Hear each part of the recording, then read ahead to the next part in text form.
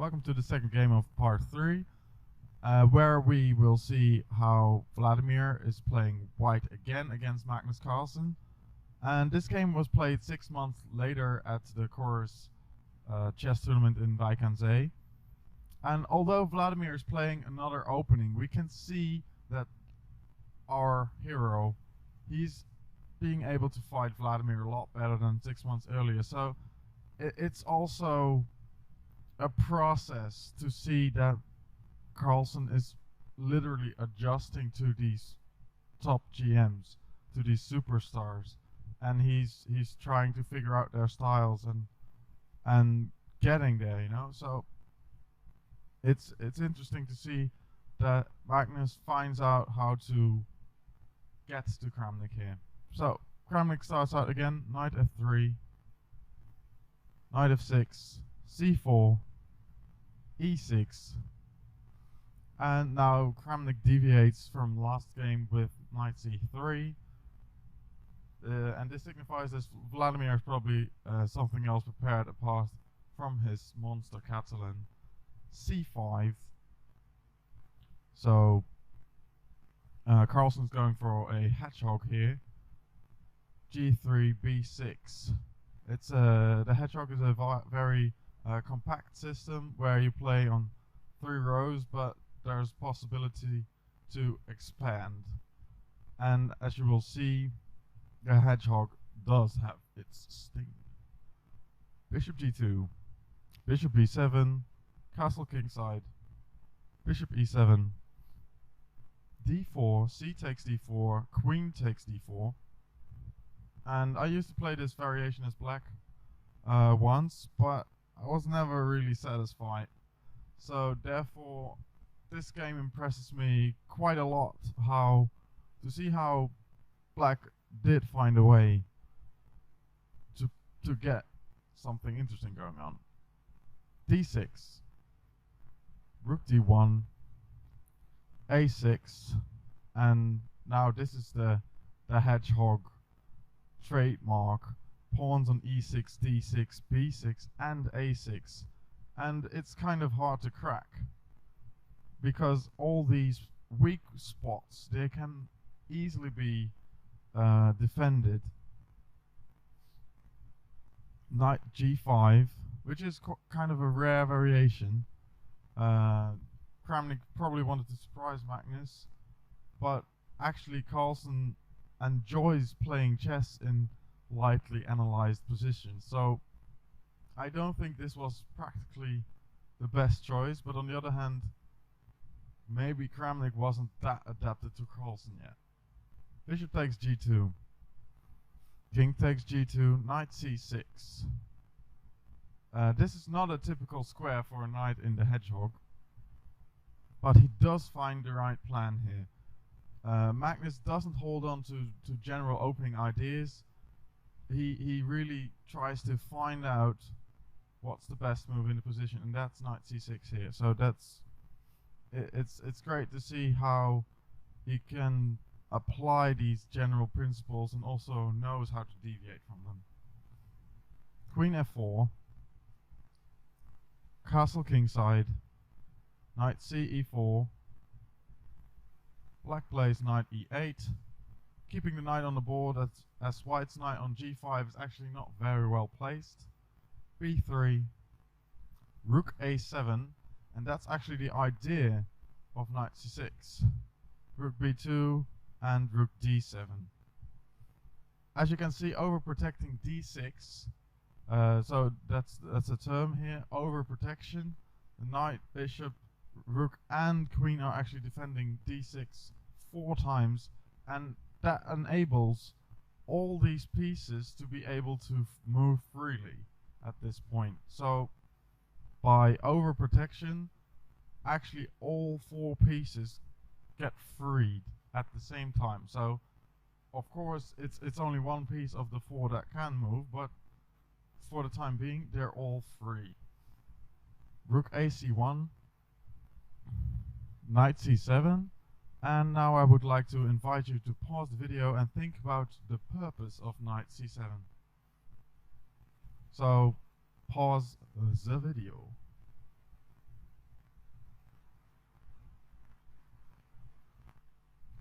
The purpose of knight c7 is to threaten f5, and to threaten f5, black had to protect the e6 pawn, and in that way it might have been an easy plan to spot.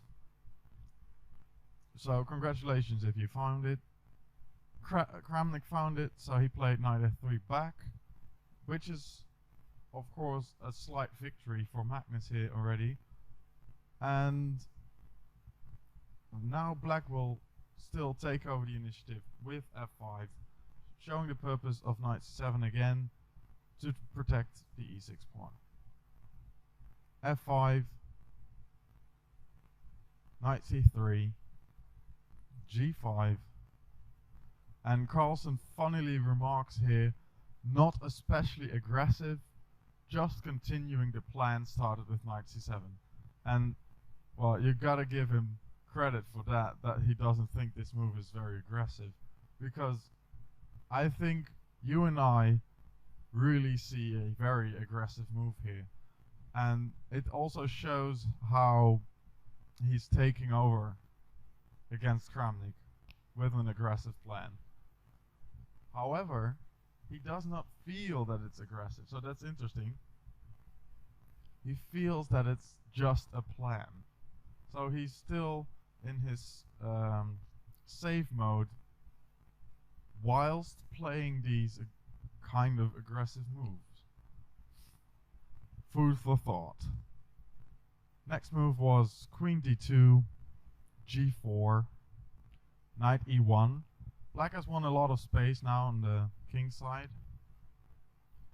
Bishop g5, e3, and also besides the space advantage, he's now also weakening the f3 square, and he might be able to play for something there in the future. Especially a knight there would be very, very deadly in an endgame. Rook f7, king g1, knight e8. The protection of e6 wasn't needed anymore. Knight e2, knight f6, knight f4, queen e8. This is actually slightly inaccurate. Knight e4 was better, but Carlsen was scared of a ghost queen sacrifice after knight takes e6, and he didn't dare to play it.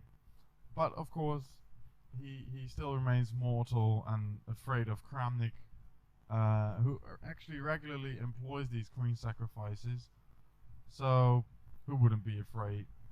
Queen c3. This would have been prevented by knight e4 earlier.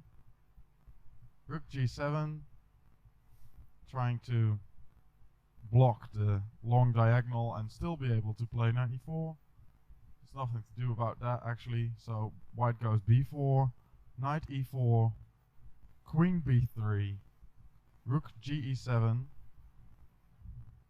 and now Kramnik chooses the wrong plan, but I can actually forgive him for that, because he's actually in a very tight spot here.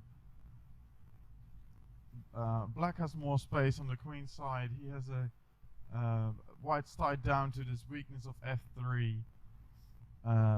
There's a great position. He has a great position in the center. Again, he has his pawns placed on the color of the bishop he does not own. So that's also an advantage. Here we saw how that worked for Kramnik in the last game, and we see how that worked all throughout the course and the chess game all the time.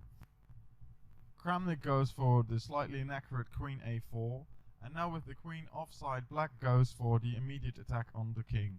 Knight e5, queen takes a6, which is actually not a mistake. White should have admitted his mistake with queen b3. So losing two moves is actually better than taking this pawn.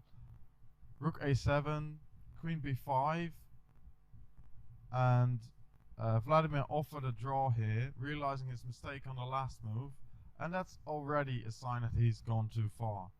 By the way, he could not take on b6 because his queen would get trapped, And I would like to invite you to find this for yourself at home, why this queen gets trapped there. And so back to the game, queen b5, Magnus takes the queen, queen takes b5, c takes b5, rook takes a2. The pawns are level again, but the space advantage on the king side starts to tell and is keeping the pieces bound to the defense of f3 and all these weaknesses. Rook c8 check, king f7, knight f d3, bishop f6, knight takes e5, d takes e5, keeping the bishop on b2 as a weakness for the time being. Rook c2, rook e7, king g2, knight g5, rook d6. This move looks active, but white cannot afford to take the pawn on b6 actually, so this is little pseudo activism. e4, bishop takes f6, king takes f6, king f1, rook a1, king e2, rook b1, and now it's getting really dangerous. Rook d1, so he had to pull back that rook. Rook takes b4, knight g2, rook takes b5, and now the pawns fell because white was pinned to the weakness of f3. So the space advantage and the maneuver in the opening that was prepared by Magnus has paid off well. Kramnik has made his mistakes with the queen on the queen side, putting it offside, and now Magnus is getting the win. Knight f4, rook c5, rook b2, b5, king f1, rook a c7, rook b1, rook b7, rook b4, rook c4. It's all automatic play, technical play here. Rook b2, b4, rook db1, knight f3, king g2, rook d7, h3, e5, knight e2, rook d2, h takes g4, f takes g4, rook takes d2, knight takes d2, rook b2, knight f3, king f1, b3, king g2, rook c2, and white resigned. Well, we can see 6 months later, this is a completely different situation from the last game, where he failed to calculate the activity of his opponent, and Magnus is now really adjusting to the top players already at age 17.